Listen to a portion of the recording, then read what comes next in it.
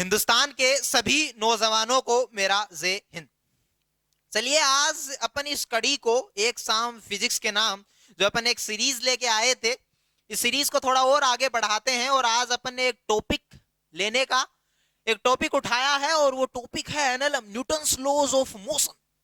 इस टॉपिक को कैसे सिखाया जाए, कैसे तुम्हारे अंदर डाला जाए, ये बहुत अच्छे से सिखाएंगे। आज हम कुछ सवाल सोल्व करेंगे और सवाल सोल्व करने की ट्रिक तुम्हारे अंदर धीरे धीरे धीरे धीरे डेवलप कर दी जाएगी।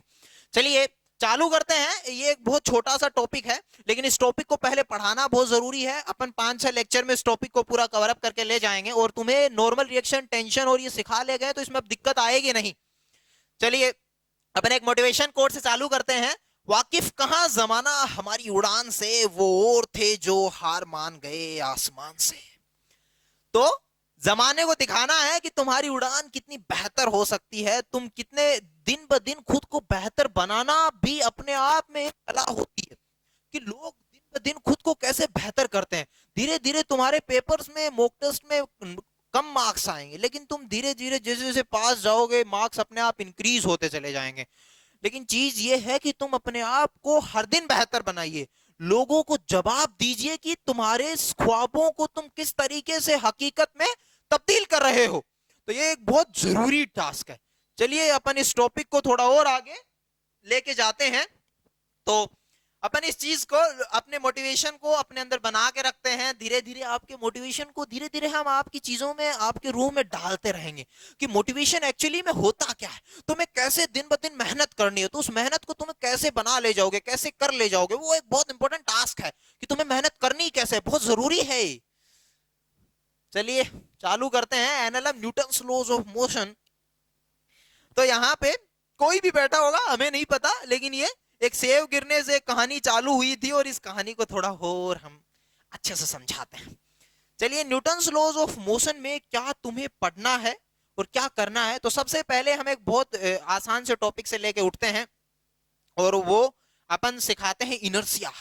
इनर्शिया क्या होता है, क्या चीज होती है इनर्शिया। तो तुम्हें एक चीज कहेंगे कि इनर्शिया क्या होती है। ये एक प्रॉपर्टी होती है मास की, या किसी भी मास की एक प्रॉपर्टी हो सकती है। It's an property of any mass, कि किसी भी मास की एक प्रॉपर्टी हो सकती है इनर्शिया, जो to resist change in its nature, कि वो अपने नेचर को चेंज हो, उसके नेचर को यदि अपन चेंज करेंगे तो उसको रेसिस्ट करेगी। नहीं यार मेरे साथ ये मत करिए, मैं नहीं होने दूंगा, मेरे पास ये मत करिए। मतलब कोई भी नई चीज हो रही है ना, तो कोई नहीं चाहता कि मेरे पास कोई नई चीज हो। अब हम कर रहे हैं ना, जैसे हम एक नई मुहिम छेड़ के रखे हैं कि नहीं आपको हम डॉक्टर बना के रहेंगे, लेकिन आप कहें ना हम कैसे बन जाए, हम मेहनत करवा के दिखाओ हमसे मेहनत। हम तो फिर भी गधे हो रखे, नहीं हम तो करवाएंगे मेहनत, कैसे नहीं करोगे तुम मेहनत। तो वो चीज इनर्शिया ही एक ऐसी प्रॉपर्टी है जो रेसिस्ट करती है अपने चेंज को। बहुत सारे ऐसे इनर्शिया होते हैं, तो इनको अपन डिफाइंड करेंगे इस वे में। सबसे पहला इनर्शिया, इनर्शिया ऑफ रेस्ट। मतलब कोई एक चीज रेस्ट में है, ये तुम पढ़ चुके हो 9वीं 10वीं क्लास में, बहुत आसान सी चीज है, इसमें इतने ज्यादा सिखाऊंगा नहीं। इनर्शिया ऑफ रेस्ट, रेस्ट होता क्या इनर्शिया का। इनर्शिया ऑफ रेस्ट एक ऐसी चीज होती है कि यदि कोई चीज रेस्ट में है ना, तो रेस्ट में ही रहना चाहती है। जैसे मान लीजिए एक एग्जांपल दिया होगा तुमने छोटी क्लासेस में मैडम ने, और तुमने बहुत प्यार से सुना होगा। वो एग्जांपल क्या था कि कोई बस खड़ी है और वो अचानक से चालू हो जाए, तो तुम पीछे की तरफ गिरते हो, तुम बैकवर्ड फॉल अप करते हो। तो वो क्या है, इनर्शिया ऑफ रेस्ट, कि जिस जगह तुम पहले थे ना उसी जगह तुम वापस जाना चाहते हो, इसीलिए तुम्हारा मूवमेंट पीछे की तरफ होता है। इनर्शिया ऑफ रेस्ट मतलब जो इंसान रेस्ट में थे वो रेस्ट में ही रहना चाहते हैं। तो इसके एग्जाम्पल में अपन लिख देंगे, कोई ज्यादा इंपॉर्टेंट ये है नहीं, ये पूछे भी नहीं जाते। इनर्शिया ऑफ रेस्ट क्या होता है, यदि सडन यदि किसी बस में मूवमेंट आता है, यदि सडन कोई बस मूव करती है, तो वो पैसेंजर होता है वो फॉल बैकवर्ड, पीछे की तरफ गिरता है। यार इसमें तो कोई दिक्कत नहीं है तुम्हें, मुझे लगता है दिक्कत है क्या। देखो ये तो बहुत पीछे, बहुत आसान चीजें हैं, ये समझ भी आ रही होगी। इसमें मैं ज्यादा इसीलिए जोर नहीं दे रहा, इसीलिए अंदर तक घुसा नहीं रहा तुम्हें, कि पीछे की तरफ इनर्शिया ऑफ रेस्ट, तुम रेस्ट में थे, तुम रेस्ट में रहना चाहते हो। दूसरा इनर्शिया आता है इनर्शिया ऑफ मोशन, कि यदि तुम चल रहे हो एक यूनिफॉर्म मोशन में हो, तो तुम चलना ही चाहते हो। यदि बस चल रही है तो तुम चाहोगे कि बस चलती ही रहे, और यदि अचानक बस ने ब्रेक मार दिया ना तो तुम आगे की तरफ गिरोगे, तो फॉल फॉरवर्ड। तो इनर्शिया ऑफ मोशन में क्या होता है, वो पैसेंजर आगे की तरफ गिरता है, वो ये है वो पैसेंजर, ये है वो इंसान जिसकी करतूतें तुम्हें अभी दिखेंगी कि वो फॉल्स फॉरवर्ड, आगे की तरफ गिरेगा। ओके, सीख गए होंगे यार।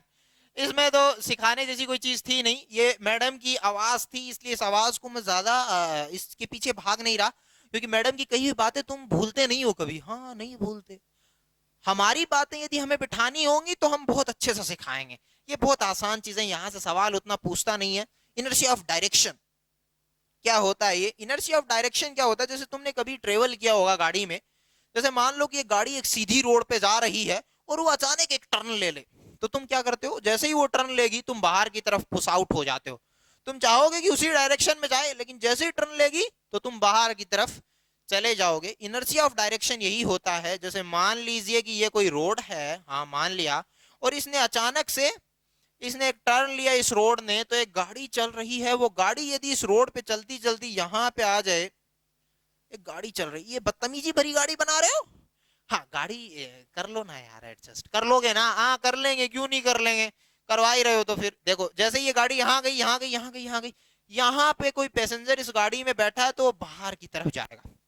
तो जैसे ही डायरेक्शन चेंज होती है तो वो क्या चाहेगा, यार मुझे तो इसी डायरेक्शन में ले जाओ, लेकिन तुम कहोगे ना इधर जाना है, इधर जाना है, मैं नहीं जाऊंगा, नहीं जाओ ना, जाना ही पड़ेगा, वो गाड़ी उधर जा रही है। तो तुम क्या करोगे, तुम्हारी ऐसी टेंडेंसी होगी कि तुम बाहर की तरफ मूवमेंट करोगे। ये तीन बहुत आसान से इनर्शिया थे, inertia of rest, inertia of motion and inertia of direction. ये अच्छे से समझ गए होंगे कि कोई चीज रुकी है तो वो रुका ही रहना चाहती है, कोई चीज चल रही है तो वो चलता ही रहना चाहती है, और यदि कोई चीज एक डायरेक्शन में चल रही है तो उसी डायरेक्शन में चलता रहना चाहती है। यदि उसकी डायरेक्शन बदलोगे तो उस चेंज को रेसिस्ट करेगी। ये बहुत आसान सी लाइनें हैं, बैठ गई होंगी दिमाग में। अब इस टॉपिक पे हम मेनली फोकस करना चाह रहे थे। न्यूटन्स फर्स्ट लॉ, तीन लॉ थे, इसमें सबसे पहला लॉ अपन इस टॉपिक में इस वीडियो में डिस्कशन कर लेंगे कि न्यूटन का पहला लॉ क्या है, पहला नियम क्या है न्यूटन का। तो न्यूटन के पहले लॉ के बारे में बात करेंगे। According to this law, particle at rest will remain at rest and particle in uniform motion will remain in uniform motion until and unless an external force is applied on it। ये क्या है, इतना बदतमीज भरा लिख के ले आए, टीप के बोल रहे हो, ये बर्दाश्त नहीं होगा। बहुत आसान सी चीज है, यदि कोई चीज रेस्ट में है तो वो रेस्ट में ही रहेगी, यदि कोई यूनिफॉर्म मोशन से चल रही है तो वो यूनिफॉर्म मोशन में ही चलता रहना चाहेगी, जब तक उस पर कोई एक्सटर्नल फोर्स नहीं लगा दो तुम। समझ में आई होगी ये चीज, नहीं समझ में आई तो देखो इस डायग्राम से हम समझने की कोशिश करते हैं। ये डायग्राम देखो क्या कहता है, इस डायग्राम से अपन समझने की कोशिश करते हैं कि an object at rest will remain at rest. जैसे ये फुटबॉल है, ये रेस्ट में है, रेस्ट में ही रहेगी। ये फुटबॉल है, ये मोशन कर रही है, ये देखो, तो ये continue with constant speed and direction, तो जिस डायरेक्शन में ये चल रही है उसी डायरेक्शन में जाता रहना चाहेगी, एक यूनिफॉर्म मोशन। जब तक मैंने ये एक एक्सटर्नल फोर्स, ये एक एक्सटर्नल फोर्स की तरह काम करेगा, अनबैलेंस फोर्स तुम्हें लगाना पड़ेगा। एक एक्सटर्नल फोर्स जब तक तुम नहीं लगाओगे तब तक क्या करेगी, ये उसी डायरेक्शन में मूव करता रहना चाहेगी। ये समझ में आ गया होगा। न्यूटन्स फर्स्ट लॉ वही चीज है जो अपन इनर्शिया से खींच के लाए हैं कि वो तब तक रेस्ट में रहना चाहेगा, तब तक यूनिफॉर्म मोशन में बना रहना चाहेगा, जब तक तुम उस पर कोई बाहरी फोर्स, बाहरी बल ना लगा दो। जब तक कोई एक्सटर्नल फोर्स नहीं लगा ले जाओ तब तक वो उसी डायरेक्शन में चलता रहना चाहेगा। ये सीख गए होंगे। अब अपन एक टॉपिक को सिखाएंगे, एक बहुत अच्छी चीज को सिखाएंगे। चलिए तुम्हारी मोहब्बत की भाषा को थोड़ा और कुरेदते हैं। एक चीज तुमने सुनी होगी जिंदगी में कि एक सिक्का ऐसा मिलेगा जिंदगी में जिसपे मोहब्बत और वफादारी दोनों चीज लिखी मिलती हैं। तो उस सिक्के को जेब में डाल लेना चाहिए, उस सिक्के को कभी फेंकना नहीं चाहिए। समझ में आई होगी कुछ एक लोगों को, और कुछ समझ आएंगे आने वाले वक्त में। लेकिन यही चीज कहूंगा कि मेहनत करते रहिए, मेहनत का कोई जवाब नहीं है। संघर्ष से लोगों के जबान बंद कीजिए। बहुत सारे ऐसे लोग हैं, जब तुम जिंदगी में असफल हो जाओगे तो लोग तुम पे भौंकेंगे, वो कहते हैं ना कि जब तुम्हारा वक्त नहीं होता है तो गली का कुत्ता भी तुम पे भौंकता है और तुम्हें हंसी आती है कि यार इस दिन के लिए मैं पैदा हुआ था, इस जिंदगी के लिए मैं पैदा हुआ था, लेकिन तुम्हें उस वक्त खुद को शांत रखना है। वो कहते हैं कि सफलता हर किसी को भाती है, लेकिन हर कोई सफल नहीं हो पाता, एक वक्त में असफलता मिल जाती है। लेकिन इसका मतलब ये नहीं है कि हमने कोशिश करना हम छोड़ देंगे या अब जिंदगी बंद हो गई है। जिंदगी की शुरुआत तो तब बंद होती है जब तुम असफल होने वाले दर्द को भूल गए हो। बहुत बड़ा दर्द होता है उस दिन, बहुत बड़ा दर्द होता है। सच में कह रहा हूं कि लोग उस दिन ये सोचते हैं कि यार कि हमारी परवरिश में इसमें कहां पे शक रह गया था कि ये मेरा हो ही नहीं सकता, ये बंदा, ये लड़का मेरा हो ही नहीं सकता। वो चीज आ जाती है एक तरीके से। वो दर्द बहुत बड़ा दर्द होता है, और यदि उस दर्द को तुम भूल गए ना तो तुमसे बदतमीज कोई नहीं है। क्योंकि जिंदगी में असफलता से मिले दर्द का जो मोटिवेशन है ना, वो कभी मिल ही नहीं सकता तुम्हें लाइफ में। वो तुम किसी भी मोटिवेशन स्पीकर के पास, किसी भी इंसान के पास चले जाओ, उससे बड़ा मोटिवेशन कभी लाइफ में मिल ही नहीं सकता। वो एक अल्टीमेट मोटिवेशन होता है लाइफ का। चलिए तो अपन इस फोर्स के टॉपिक को थोड़ा और आगे डिस्कस, इस एनएलएम के टॉपिक को थोड़ा और आगे डिस्कस करते हैं। तो इसमें एक सबसे पहला पॉइंट आता है, यहां से पहले सवाल पूछे जाते थे मोमेंटम। यहां से नीट खेलता था, इस पे एक दो सवाल बनते हैं। मोमेंटम होता क्या है, ये तुम्हें वर्क पावर एंड एनर्जी में भी अच्छे से सिखाया जाएगा। मोमेंटम को अपन डिफाइन करेंगे, मोमेंटम को अपन डिफाइन करेंगे पी से। ये इसका एक सिंबॉलिक रिप्रेजेंटेशन है, तो पी लिखेंगे। और ये एक वेक्टर क्वांटिटी होती है, इट्स एन वेक्टर क्वांटिटी। तो वेक्टर को एक तीर लगा के डोनेट किया जाता है, उसकी अपनी एक डायरेक्शन और अपना एक मैग्नीट्यूड होता है, तो इसे एक तीर लगा के बता दिया गया। तो मोमेंटम होता क्या है, momentum is nothing, it is an, अंग्रेजी मत बोलो यार, चलिए सिखाते हैं। मोमेंटम होता क्या है, जब पी वेक्टर होता है तो पी वेक्टर को अपन इस तरीके से लिखते हैं, इसका फॉर्मूला लिख के समझाते हैं कि पी वेक्टर को अपन लिखते हैं M multiplied into V vector. ये क्या है, देखो पी को तो अपन मोमेंटम कह लेंगे, हाँ जी कह लेंगे। एम को अपन क्या कहेंगे, it is known as mass, इसे मास कहते हैं। और जो वी है इसे अपन वेलोसिटी कहते हैं। तो ये एक बहुत अच्छी चीज है, लोग बाग इसे पी को लिखकर एम वी लिख ले जाते हैं। देखिए पी को लिखकर लोग बाग एम वी लिख ले जाते हैं, लेकिन इसे पूरा अच्छी तरीके से अंदर तक समझा दिया गया। एम नहीं लिखना, एम वी वेक्टर लिखना, क्योंकि यहां स्पीड नहीं है, यहां वेलोसिटी है, और वेलोसिटी आए ना वहां वेक्टर लिखना है। अब इसकी यूनिट बता देते हैं। देखिए यूनिट का एक ऐसा टॉपिक होता है जो लोग बाग पहले पढ़ाते हैं या लास्ट में पढ़ाते हैं, मुझे उससे मतलब नहीं है, लेकिन चीज ये है कि हम हर चीज की साथ साथ यूनिट पढ़ते जाएंगे, वो एक अलग से टॉपिक है। लेकिन उस टॉपिक में अपन सारी चीजों की यूनिट पढ़ लेंगे, उसके बाद में उस टॉपिक को पढ़ेंगे। बहुत आसान है वो। यदि शुरुआत में तुम यूनिट पढ़ोगे तो इसलिए हम जो भी फॉर्मूला सिखाएंगे उसकी यूनिट साथ सिखाएंगे, इसलिए तुम्हारा यूनिट का टॉपिक जो 4 नंबर आते हैं वो ऑटोमेटिकली आ जाएंगे। तो इसकी यूनिट कैसे बनेगी, मास की यूनिट जो होती है वो होती है के जी, जी हाँ होती है के जी। मास तो किलोग्राम में ही होता है यार। वेलोसिटी क्या होती है, इसका एक फॉर्मूला होता है, वो होता है डिस्प्लेसमेंट अपॉन टाइम।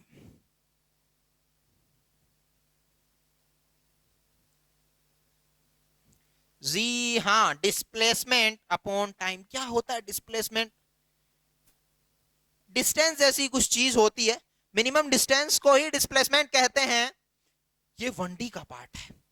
अभी के लिए इतना सीखो कि वेलोसिटी का जो फॉर्मूला होता है वो होता है डिस्प्लेसमेंट अपॉन टाइम, और डिस्प्लेसमेंट को अपन क्या लिखते हैं, केजी इंटू इसे मीटर, और टाइम को अपन सेकंड में लिखते हैं। अब इसकी यूनिट यदि तुम्हें ऐसा तो लिखा हुआ मिलता नहीं है यार कभी, केजी इंटू मीटर, हमें तो एम एल। देखिए केजी को एम से लिखते हैं मास को, और जो लेंथ है इसे एल से लिखते हैं मीटर को, और टाइम को लिखते हैं टी से। लेकिन जब टाइम ऊपर आएगा ना तो इसे पावर में लिख दिया जाएगा -1। चीजें समझ में आ रही होंगी, बहुत आसान सी चीजें। देखो केजी को हमने एम लिखा, हाँ लिख दिया। मीटर को अपन ने एल लिखा, हाँ लिख दिया। टाइम टी नीचे था जो सेकंड था, जब ऊपर आएगा ये टी की पावर यहाँ 1 था, जब ऊपर आएगा तो क्या हो जाएगा -1। इसमें यार दिक्कत नहीं आनी चाहिए। देखो ये बहुत आसान सी चीज है, इसे समझा ले गए हूं, इस पे सवाल अपन सोल्व करेंगे। वो बच्चों जैसे सवाल तो नहीं करेंगे कि एम दे दूं, वी दे दूं, फिर पी निकलाऊं, वो तो तुम कर ले जाओगे।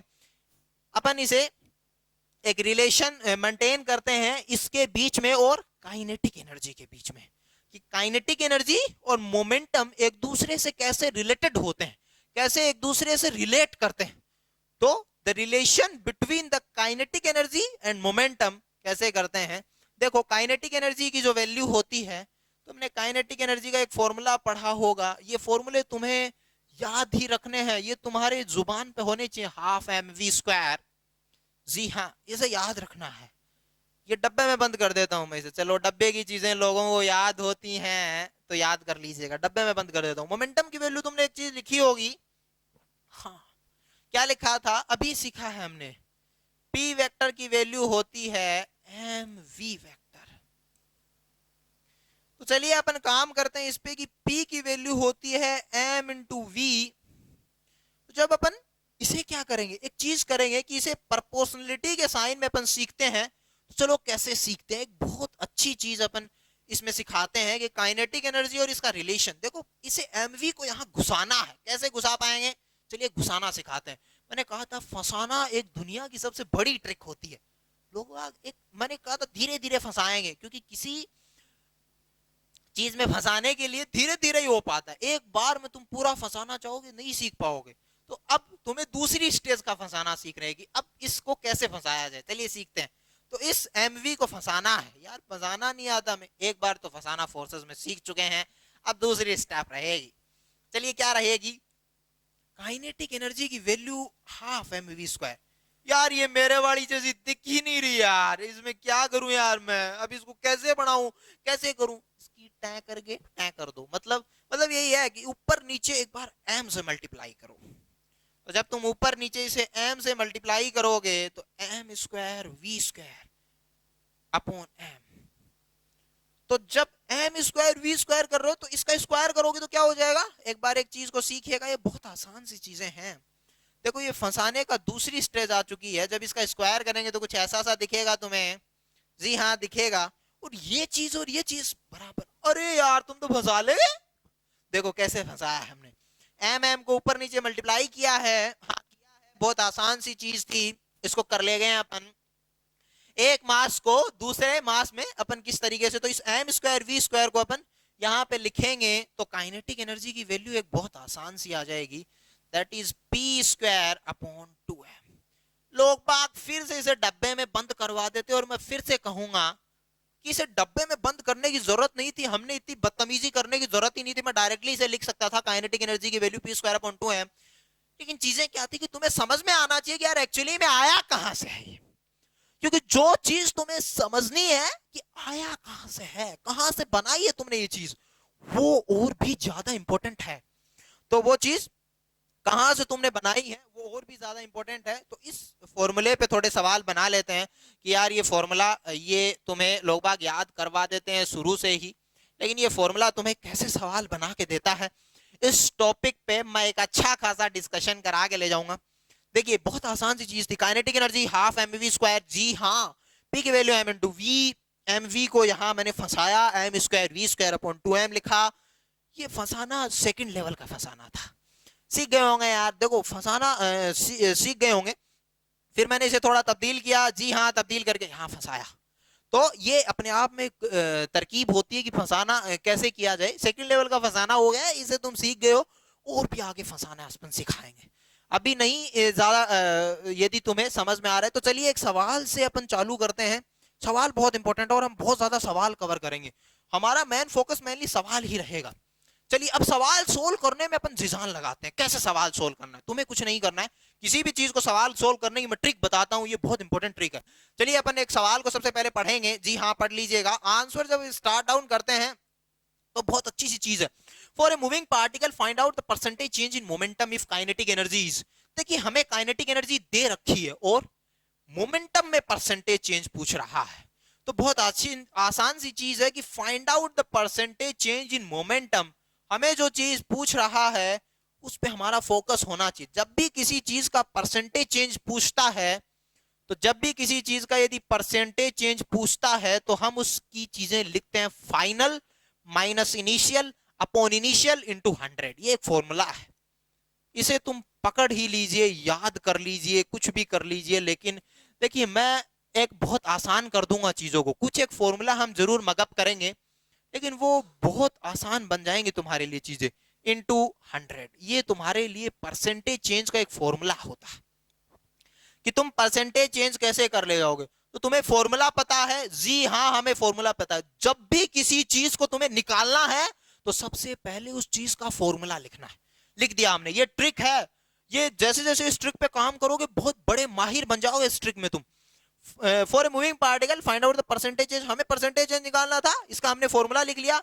अब काइनेटिक एनर्जी को 69% से बढ़ा रखा है, तो कुछ नहीं करना। यदि 69% से तुमने बढ़ा रखा है तो काइनेटिक एनर्जी और मोमेंटम का कोई रिश्ता तुम्हें बताया था क्या? अभी एक रिश्ता ही डिस्कस किया है, तो वो तो तुम्हें भूलना ही नहीं है कि ये रिश्ता तो हमने सीख लिया है, ये तो हमने डिस्कस कर लिया है। तो काइनेटिक एनर्जी की वैल्यू होती है p² अपॉन 2m। देखिए यार, ये रिश्ता तुम्हें पता है ना? ये रिश्ता तुम्हें पता होगा यार। देखो, काइनेटिक एनर्जी की वैल्यू होती है p² अपॉन 2m। इसी रिश्ते को यूज कर रहे हैं हम। चलिए करिए इसी रिश्ते को यूज। तो काइनेटिक एनर्जी हमें क्या पूछ रहा है? मोमेंटम पूछ रहा है। इस मास को यदि मैं कांस्टेंट मानता हूं, क्योंकि देखो एक ही पार्टिकल है, तो एक ही पार्टिकल को इसने किया क्या है कि एक ही पार्टिकल था, वो घूम रहा था, उसकी काइनेटिक एनर्जी और बढ़ाती। तो काइनेटिक एनर्जी बढ़ाने से क्या उस पार्टिकल का मास बदलेगा क्या? नहीं बदलेगा यार। देखो ये बेसिक चीजें हैं, इसको कांस्टेंट माना जाएगा। तो काइनेटिक एनर्जी की वैल्यू क्या हो जाएगी? मोमेंटम की वैल्यू हो जाएगी under root of kinetic energy. बहुत आसान सी चीज थी कि तुम्हें दो चीजें लिखनी है। सबसे पहले तो जो पूछा है उसका फॉर्मूला लिखना है। दूसरी चीज तुम्हें क्या लिखनी है? पहले पूछा उसका फॉर्मूला हो गया, जी हाँ लिख लिया।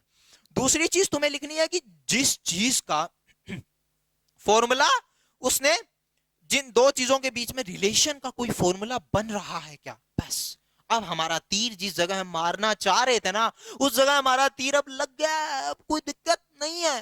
तो चलिए लगाते हैं इस तीर को। तो अपन क्या करते हैं, जब मोमेंटम की चीजें अपन आगे खींचेंगे इस कॉन्सेप्ट को, तो थोड़ा और आगे खींच लेंगे कि काइनेटिक एनर्जी को जब तुम 69% से बढ़ा ले गए हो तो क्या करना है? कुछ नहीं करना है कि तुम्हें, जैसे मान लीजिए कि पहले काइनेटिक एनर्जी 100 थी। ये बहुत आसान सी चीज है, और जब तुमने 100 में मान लेता हूं, इससे आसान हो जाएगा सवाल। तो जब पहले काइनेटिक एनर्जी 100 थी, तो जब तुमने 69% से काइनेटिक एनर्जी बढ़ाई है तो 169 हो गई होगी। इसमें यार कोई दिक्कत नहीं आनी चाहिए, बहुत आसान सा कॉन्सेप्ट है। इस चीज को अपन सीख ले गए होंगे। तो अब क्या करेंगे? अब तो ऊपर नीचे करना है, और ये जिंदगी का सबसे आसान काम है ऊपर नीचे करने का। तो तुम्हें क्या करना है? तुम्हें तो final momentum, initial momentum, initial momentum, ये बट्टम बट्टी करना है, कर ले जाओगे तुम। देखना, जब तुम P2 डिवाइडेड बाई P1 करोगे तो काइनेटिक एनर्जी की value KE2 divided by KE1 कर ले जाओगे। तो P2 अपॉन P1, तो काइनेटिक एनर्जी 2 कितनी थी? 169। तो इसका रूट में डाल दोगे, इसको रूट आने चाहिए तुम्हें, और ये कितना हो जाएगा? 100। 100 क्यों लिया? ये बहुत बड़ी चीज है। 100 क्यों लिया? इसलिए लिया क्योंकि आसान हो जाए कैलकुलेशन। एक भी ले सकते थे तो उससे आसान होती नहीं कैलकुलेशन, इसलिए अपन ने इसे आसान करने के लिए थोड़ा ले लिया है। तो P2 अपॉन P1, इसकी वैल्यू हो जाएगी 13, और इसे अपन लिखेंगे 10। अब हमें वो जो चाहिए था वो मिल गया, और जो चीज मिल गई अब तो अपन कोई दिक्कत ही नहीं आ रही है। देखो इसमें बहुत आसान सी चीज है। पहले जिस चीज को अपन ने पूछा था उसका फॉर्मूला लिखा है, जिन दो चीजों में रिलेशन चाहिए था उनका रिलेशन लिखा है, हाँ। फिर अपन को मोमेंटम को अंडर रूट में डाला है, फिर जो काइनेटिक एनर्जी 69% से बढ़ी थी उसे लिखा गया है, हाँ लिख लिया। फिर तो ऊपर नीचे करना, और ये जिंदगी का सबसे बहुत आसान काम होता है। ये तुम जिंदगी में आगे भी करते जाओगे कि यार ऊपर नीचे कैसे किया जाता है। अब देखो परसेंटेज चेंज सीखते हैं मोमेंटम में। बाद की वैल्यू पता है या फाइनल में रखेंगे? शुरू की वैल्यू पता है, इनिशियल में रखेंगे तो रख ले जाएंगे। परसेंटेज चेंज को कैसे करेंगे? फाइनल की वैल्यू 13 है, इनिशियल की वैल्यू 10 है, इनिशियल को 10 लिखेंगे, इंटू 100 लिखेंगे, तो ये कितना हो जाएगा?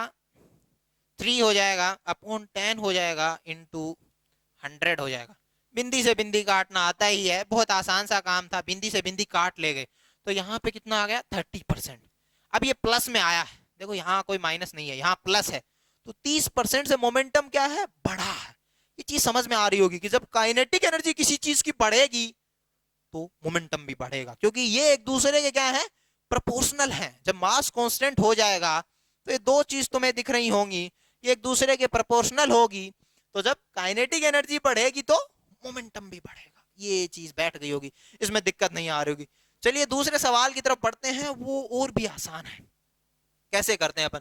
अब जब अपन घटा रहे हैं तो फिर से वही चीज करनी है तुम्हें, कि तुम्हें वो फॉर्मूला तो मैंने सिखा दिया, final minus initial upon initial into 100, वो क्या है? परसेंटेज चेंज का फॉर्मूला। तो अपन को क्या करना है? डिक्रीज बाय 19%, की 19% से घटा दिया गया है, तो हमें उन दो इंसानों के बीच में रिश्ता ढूंढना है जो रिश्ता ढूंढवाना चाह रहे थे। काइनेटिक एनर्जी की वैल्यू होती है p² अपॉन 2m। यार ये चीज है ना, ये बार बार दिखाना नहीं चाह रहा मैं, लेकिन ये चीज देख लो, काइनेटिक एनर्जी की वैल्यू p² अपॉन 2m, ये हो गया होगा। बहुत आसान सा टॉपिक है। तो काइनेटिक एनर्जी की वैल्यू p² अपॉन 2m, इससे मैं थोड़ा और बाहर निकालता हूं, तो p की वैल्यू क्या होती है? Under root of kinetic energy. ये उसी थीम पे अपन सवाल सोल्व कर रहे हैं, बस इतनी सी चीज है कि उसमें बढ़ाया गया था और इसमें घटाया जा रहा है। तो जब बढ़ाया गया और घटाया जा रहा है तो उसमें काइनेटिक एनर्जी 1 कितनी है? 100। अपन मान के चलेंगे हमेशा 100, क्योंकि इससे सवाल थोड़ा आसान हो जाएगा।